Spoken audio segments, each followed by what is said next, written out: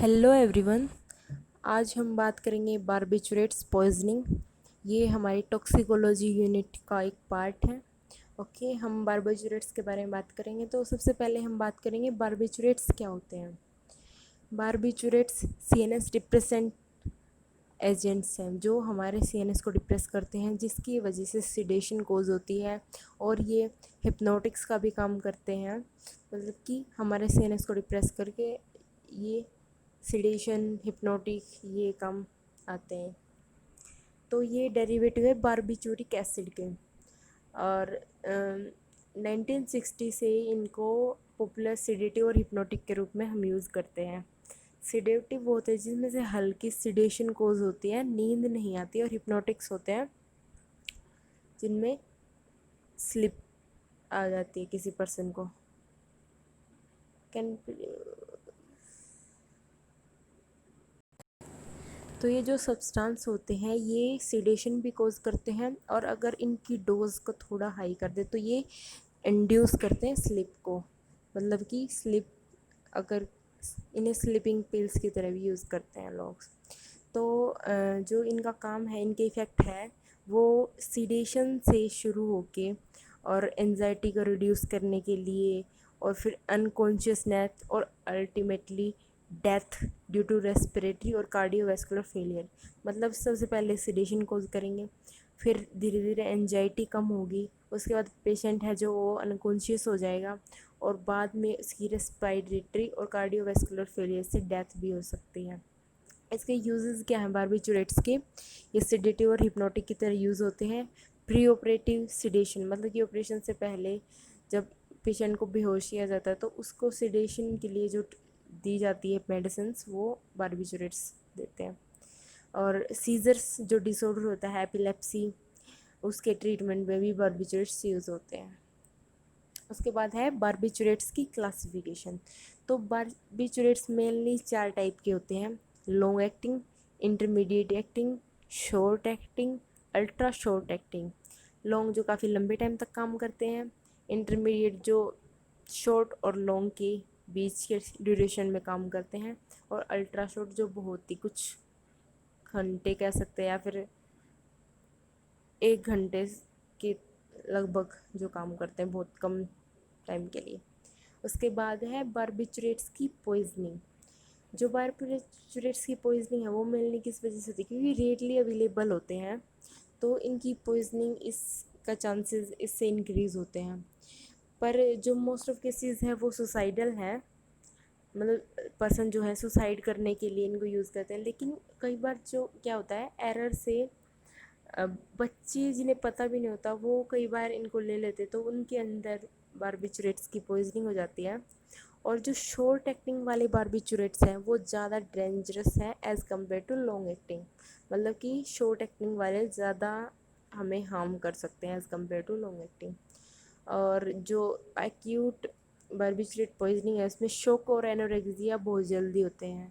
मतलब एनोरेक्सिया का मतलब है कि उसकी जो बॉडी की मूवमेंट, मतलब उसकी एपेटाइट बिल्कुल ख़त्म हो जाती है, भूख। और जो शॉर्ट एक्टिंग बारबिचुरेट्स हैं उनमें कोमा काफ़ी सीवियर होता है।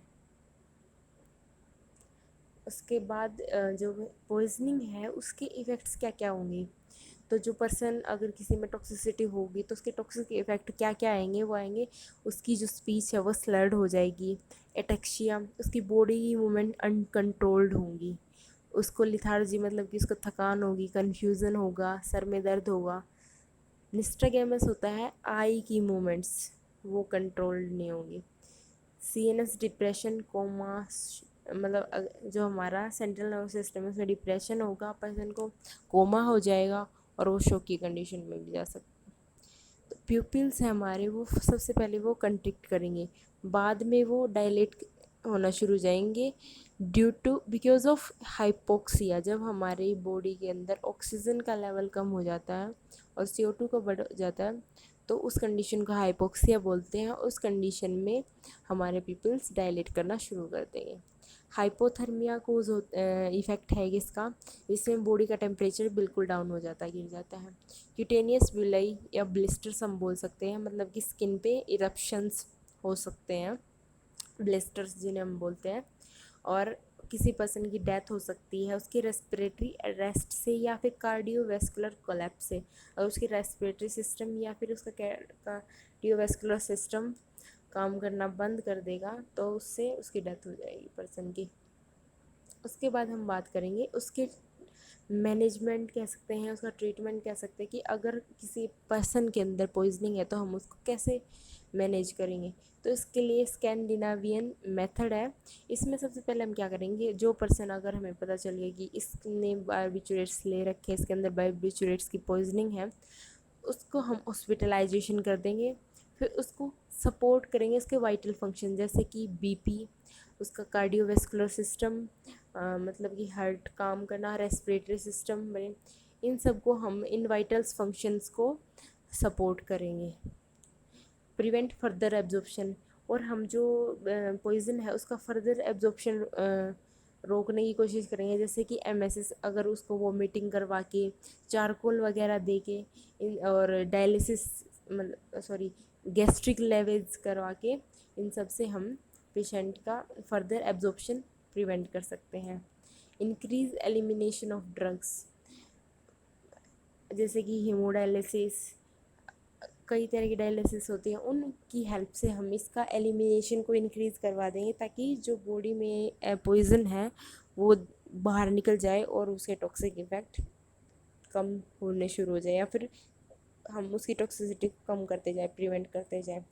फिर उसके बाद है उसको management, conservative management with good nursing care. जो पेशेंट है एलिमिनेशन के बाद उसको एक अच्छी नर्सिंग केयर की ज़रूरत होती है, और अप्रोप्रिएट डिटॉक्सिफिकेशन, मतलब कि कोई एंटीडोट जो पॉइजनिंग में जो पॉइजन के इफ़ेक्ट है उनको ओवरकम करे या उनको काउंटरएक्ट करे, और साइकेट्रिक केयर भी उसकी ज़रूरत होती है उसको। Thank you. अगर आपको ये वीडियो अच्छा लग गया हो तो प्लीज़ इसको लाइक कीजिए, शेयर कीजिए, एंड कमेंट सेक्शन में मुझे बताइए आपको ये वीडियो कैसा लगा। और अगर आपने चैनल को सब्सक्राइब नहीं किया तो प्लीज़ सब्सक्राइब कर लीजिए। Thank you.